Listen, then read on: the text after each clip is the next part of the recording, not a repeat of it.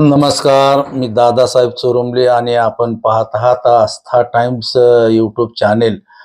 आपण आज एक फलटण तालुक्यावरती जिल्हा बँकेच्या निमित्ताने एक व्हिडिओ तयार करतोय. खरं तर आपल्याला माहिती आहे की सातारा जिल्हा मध्यवर्ती सहकारी बँकेची निवडणूक आता हळूहळू रंगतदार होताना दिसत आहे. सातारा जिल्ह्यातील सहकार क्षेत्रावरती प्रभाव टाकणारी ही निवडणूक केवळ बँकेच्या संचालक मंडळाची निवडणूक म्हणून या निवडणुकीकडे न पाहता अनेक तालुक्यातील राजकीय ताकदीची परीक्षा ठरणारी ही निवडणूक आहे असं म्हटलं तर चुकीचं ठरणार नाही. आणि या संपूर्ण निवडणुकीमध्ये फलटण तालुक्याकडे विशेष करून संपूर्ण जिल्ह्याचं लक्ष लागलेलं आहे. कारण फलटण तालुक्यामध्ये सोसायटी मतदारसंघातून राजे गटाच्या वतीनं म्हणजेच शिवसेनेच्या वतीनं कोण उमेदवार असणार आणि त्यांच्या विरोधामध्ये भाजपकडून कोण मैदानात उतरणार, हा विषय सध्या संपूर्ण तालुकाभरच नव्हे तर जिल्हाभर चर्चेचा होऊ लागलेला आहे. आणि आजच्या विशेष विश्लेषणामधून याच प्रश्नावरती आपण सविस्तर आढावा घेणार आहोत.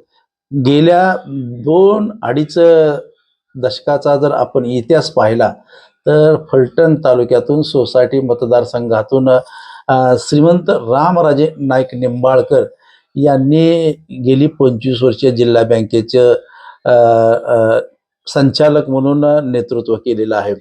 आणि या वेळेला केवळ अगदी आपल्याला माहिती आहे की सहकार क्षेत्रामध्ये नव्याने एक नियम आलेला आहे. त्या नियमामध्ये ज्यांनी सलग 10 वर्ष संचालक पद म्हणून काम केलेले अशा संचालकाला या निवडणुकीमध्ये भाग घेता येणार नाही. आणि त्यामुळे श्रीमंत रामराजे नाईक निंबाळकर यांची निवडणूक लढवण्याची अडचण निर्माण झालेली आहे. आणि याच नियमाची अंमलबजावणी यंदाच्या निवडणुकीत जर 100% तंतोतंत लागू झाली तर श्रीमंत रामराजे नाईक निंबाळकर यांना सोसायटी मतदारसंघातून निवडणूक लढता येणार नाही. त्यांच्या जागी राजे गटाच्या माध्यमातून श्रीमंत संजीवराजे नाईक निंबाळकर हे निवडणूक लढवणार असल्याची माहिती 100% खात्रीलायक आहे. आणि मग सोसायटी मतदारसंघातून श्रीमंत संजीवराजे हे जर उभा राहिले तर भारतीय जनता पक्षाकडून त्यांच्या विरोधामध्ये कोण उमेदवार असणार याकडे जर आपण बारकाईने जर पाहिलं तर आपल्याला माहिती आहे की गेल्या महिन्यामध्ये ठरावावरून फलटण तालुक्यामध्ये सुद्धा थोडंफार तणावाचं वातावरण निर्माण झालं होतं. मात्र फलटण तालुक्यामध्ये 132 सोसायटी आहेत आणि या 132 सोसायट्यापैकी 85 ते 90च्या दरम्यानचे ठराव हे राजे गटाच्या माध्यमामधून झालेले आहेत. आणि उर्वरित अगदी 40 ते 45च्या दरम्यानचे ठराव हे माजी खासदार हिंदुरावजी नाईक निंबाळकर यांच्या माध्यमातून झालेले आपल्याला पाहायला मिळतं. खरं तर आजपर्यंत सोसायटी मतदारसंघामधून श्रीमंत रामराजे 2 वेळाला बिनविरोध गेले आणि 2 वेळाला प्रचंड मताने ते विजय झाल्याचं आपण बघितलं. मात्र या निवडणुकीमध्ये थोडंसं माढा लोकसभा मतदारसंघाचे माजी खासदार श्रीमंत खासदार रणजितसिंह नाईक निंबाळकर यांनी थोड्याफार प्रमाणामध्ये राजे गटाकडून मोठं एक आव्हान उभा केलेलं आहे. आपल्याला माहिती आहे की त्यांनी आमदारकीची निवडणूक जिंकली, पंचायत समितीमध्ये बरोबर टाय झाली, नगर परिषदेची निवडणूक आज माजी खासदार रणजितसिंह नाईक निंबाळकर यांनी भाजपच्या माध्यमातून जिंकली असल्यामुळं या सोसायटी मतदारसंघामध्ये थोडीफार चुरस निर्माण करण्याचा त्यांनी प्रयत्न केला. मात्र बहुतांशी ठराव हे राजे गटाचे झाल्यामुळं या मतदारसंघातून सद्य परिस्थिती तरी राजे गटाला कोणती अडचण सध्या तरी वाटत नाही. आता राजे गटाकडून मी तुम्हाला सांगितलं की उमेदवार कोण राहणार तर श्रीमंत संजीवराजे राहणार. मात्र भाजपकडून सोसायटी मतदारसंघात कोण अंतिम उमेदवार असणार हा प्रश्न मात्र अजून गुलदस्त्यात आहे.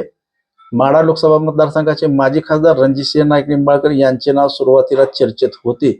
मात्र सोसायटी मतदारसंघातून त्यांच्या नावाचा कोणत्याही ठराव आल्या नसल्याची माहिती असल्यामुळे ते सोसायटी मतदारसंघातून मतदारच नसल्यामुळे त्यांना या सोसायटी मतदारसंघातून निवडणूक लढवता येणार नाही. त्यामुळे या मतदारसंघातून त्यांना निवडणूक लढवता येणार नाही. मी तुम्हाला आत्ता सांगितलं अशी सध्याची तरी सर्वसाधारण परिस्थिती आहे.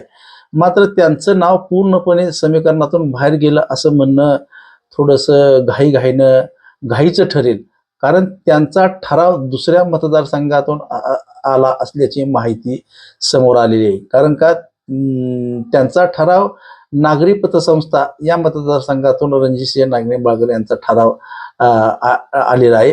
आणि त्यामुळं त्या मतदारसंघातून रणजितसिंह नागणे निंबाळकर निवडणुकीच्या रिंगणात उतरणार काय, हा देखील आगामी काळामधील महत्वाचा प्रश्न राहणार आहे.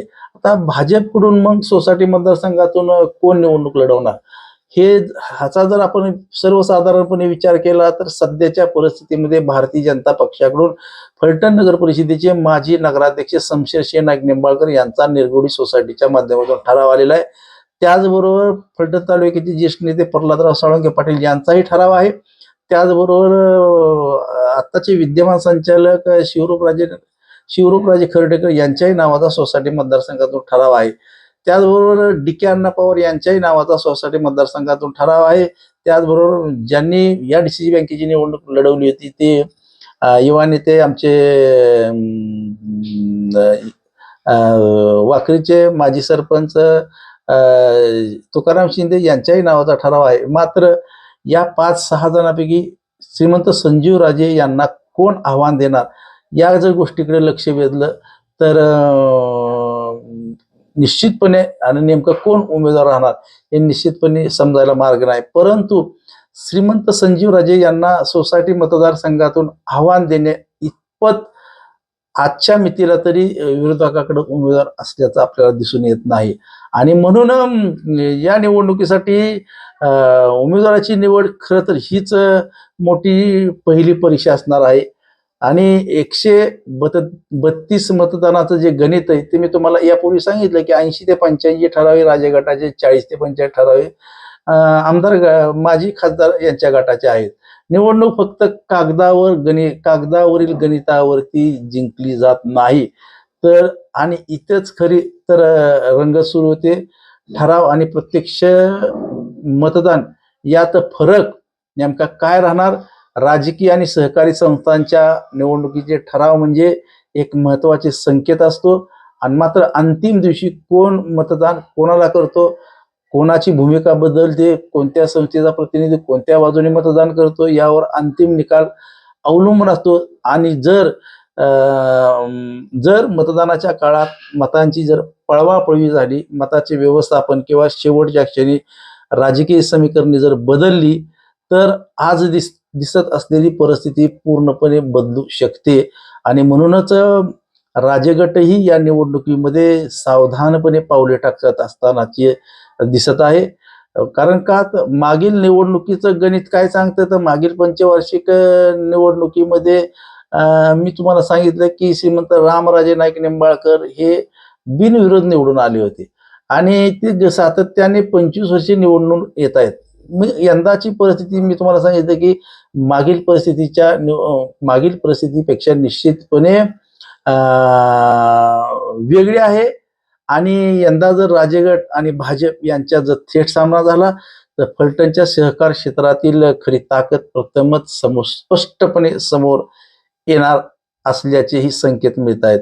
फलटण तालुक्यात एकूण मतदान टोटली जर आपण बघितलं तर फलटण तालुक्यात संपूर्ण डीसीसी बँकेच्या निवडणुकीचं जर चित्र आपण पाहिलं तर मिळालेल्या माहितीनुसार फलटण तालुक्यात विविध मतदारसंघातून साधारणपणे 256 मतदार असल्याचं सांगितलं जातं. यामध्ये सोसायटी मतदारसंघातून 132, औद्योगिक विणकर मतदारसंघातून 56, खरेदी विक्री मतदारसंघातून 1, कृषी उत्पन्न प्रक्रिया मतदारसंघातून 7 आणि नागरी सहकारी बँका व पतसंस्था मतदारसंघातून 48 असे एकूण 256 मतदारांचे गणित सांगितलं जात आहे. म्हणजेच फलटण तालुक्यातला केवळ सोसायटी मतदारसंघातूनच नव्हे तर विविध मतदारसंघातून डीसीसी बँकेच्या संचालक मंडळाचं प्रतिनिधित्व करण्याची संधी मिळू शकते. कारण का तर फलटणला यापूर्वी चार चार संचालक राहिलेले, एक पंचवार्षिक, तर 4 संचालक होते. यामध्ये श्रीमंत रामराजे, श्रीमंत शिवाजीराजे होते, विश्वासराव निंबाळकर होते आणि दादाराजे खर्डेकर, असे 4 संचालक त्यावेळेला आपल्याला पाहायला मिळाले. त्याच्यामध्ये प्रामुख्याने श्रीमंत शिवाजीराजे हे पूर्वी होते, मात्र शिवाजीराजांच्या ठिकाणी यशवंतराव मालोजी राजे सहकारी बँकेचे चेअरमन यशवंतराव दादा रणवरे हे होते. म्हणजे असे 4 संचालक होते. तर नंतरच्या काळामध्ये 3 संचालक होते. त्याच्यामध्ये श्रीमंत रामराजे असतील, श्रीमंत दादाराजे खर्डेकर असतील आणि विश्वासराव निंबाळकर असतील, असे 3 संचालक होते. मागील पंचवार्षिक मध्ये मात्र आपल्या फलटण तालुक्याला केवळ 2च संचालक मिळाले, कारण का जिल्हा बँकेचं नेतृत्व हे श्रीमंत रामराजे करत असल्यामुळे त्यांना मागं पुढं सरकावं लागलं आणि त्यामुळे 2 संचालकावरती समाधान मानावं लागलं. मात्र या वेळेला कमीत कमी फलटण तालुक्यातून 3 तरी संचालक जिल्हा बँकेवरती जाण्याची 100% शक्यता आहे. आणि हा अतिशय महत्वाचा प्रश्न आहे. रणजितसिंह नाईक निंबाळकरांची दुसऱ्या मतदारसंघातून एंट्री सुद्धा होऊ शकते. आता पुन्हा माजी खासदार रणजितसिंह नाईक निंबाळकर यांच्याकडे येऊया, कारण का सोसायटी मतदारसंघातून त्यांचा ठराव नसल्याची माहिती असली तरी नागरी बँका व पतसंस्था मतदारसंघातून त्यांचा ठराव आल्याचे सांगितले जात आहे. त्यामुळे या मतदारसंघातून ते निवडणूक लढवणार का, हा प्रश्न सध्या चर्चेत आहे. जर डीसीसी बँकेची निवडणूक पक्षी पातळीवरती जर झाली तर 100% माजी खासदार रणजितसिंह नाईक निंबाळकर हे सोसायटी मतदारसंघातून निवडणूक लढवणार आणि त्या निवडणुकीमध्ये त्यांची भूमिका ही सुद्धा महत्वाची ठरू शकणार आहे. यामुळे फलटणमध्ये एकाच वेळी 2 लढती पाहायला मिळू शकतात. सोसायटी मतदारसंघातून राजेगट विरुद्ध भाजप असं जर चित्र निर्माण झालं तर यंदाच्या निवडणुकीमध्ये 3 कारणामुळं ही निवडणूक अतिशय महत्वाची ठरणार आहे. 10 वर्षाचा नियम, त्याचबरोबर डीसीसी बँकेची पारंपरिक संस्थांच्या माध्यमातून होत असलेली यंदा भाजप विरुद्ध राष्ट्रवादी, राजेगट अशी राजकीय छटा अधिक स्पष्टपणे दिसण्याची शक्यता आहे. आणि फलटण मधलं बदलतं मताचं गणित याकडे सुद्धा आपल्याला पाहावं लागणार आहे. आणि म्हणून पूर्वी राजेगटाकडं असणारं मजबूत समीकरण यंदा भाजपकडून त्या समीकरणाला काही प्रमाणामध्ये आव्हान दिलं गेलेलं आहे. आणि अंतिम सामना आता कोणामध्ये रंगणार जर आपण हे जर पाहायला गेलं तर सध्याच्या परिस्थितीमध्ये सोसायटी मतदारसंघातून राजेगटाचे संभाव्य उमेदवार जवळपास निश्चित मानले आहेत. ते म्हणजे श्रीमंत संजीवराजे किंवा रामराजे. दुसरीकडे भाजपकडून माजी फलटण नगर परिषद नगराध्यक्ष शमशेरसिंह नाईक निंबाळकर, शिवरूपराजे नाईक निंबाळकर, प्रल्हादराव साळुंके पाटील अशी नावं चर्चेत आहेत. मात्र भाजपकडून अंतिम उमेदवार कोण हा प्रश्न अजूनही अनुत्तरित आहे. राजेगटाचे पारडे जड आहे, परंतु सामना मात्र संपलेला नाही आणि त्यामुळे सहकारामध्ये निवडणुकीच्या शेवटच्या क्षणापर्यंत काहीही घडू शकतं. राजकीय समीकरणं सुद्धा बदलू शकतात आणि त्यामुळे आजचं गणित उद्याच्या निकालाचं चित्र असेलच असं नाही. म्हणून राजेगटासाठी ही निवडणूक सहज समजण्यासारखी नाही. राजेगटाने या निवडणुकीकडे अतिशय गांभीर्याने बघितलं पाहिजे. जर ही निवडणूक त्यांनी गांभीर्याने घेतली तर त्यांना या निवडणुकीमध्ये कोणती अडचण असल्याचंही आपल्याला दिसून येत नाही. मात्र फलटण तालुक्यातून डीसीसी बँकेच्या सोसायटी मतदारसंघाची निवडणूक सध्या एका मोठ्या प्रश्नापोटी भेटताना दिसते. रामराजे की संजीवराजे. मी तुम्हाला सांगितलं की जर 10 वर्षाचा नियम आला तर 100% श्रीमंत संजीवराजे निवडणूक लढवणार आहेत.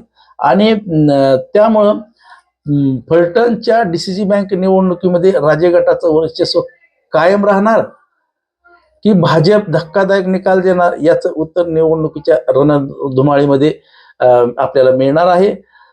तर फलटण तालुक्यातील डीसीसी बँकेच्या निवडणुकीचे हे सविस्तर राजकीय आणि सहकार क्षेत्रातील विश्लेषण. तुमच्या मते सोसायटी मतदारसंघातून राजेगटाविरुद्ध भाजपचा कोणाला उमेदवारी मिळणार? शमशेरसिंह नाईक निंबाळकर की प्रल्हादराव साळुंके पाटील की शिवरूपराजे? हे कमेंट बॉक्समध्ये तुमचे मत नोंदवा. अशाच घडामोडींच्या अचूक आणि सविस्तर विश्लेषण पाहण्यासाठी आस्था टाइम्सला सबस्क्राईब करा, व्हिडिओ आवडला तर लाईक करा आणि कमेंट करा आणि आपल्या मित्रापर्यंत शेअर करा. आपण पाहत होतो आस्था टाइम्स. पुन्हा भेटूया नव्या राजकीय विश्लेषणासह. धन्यवाद. नमस्कार.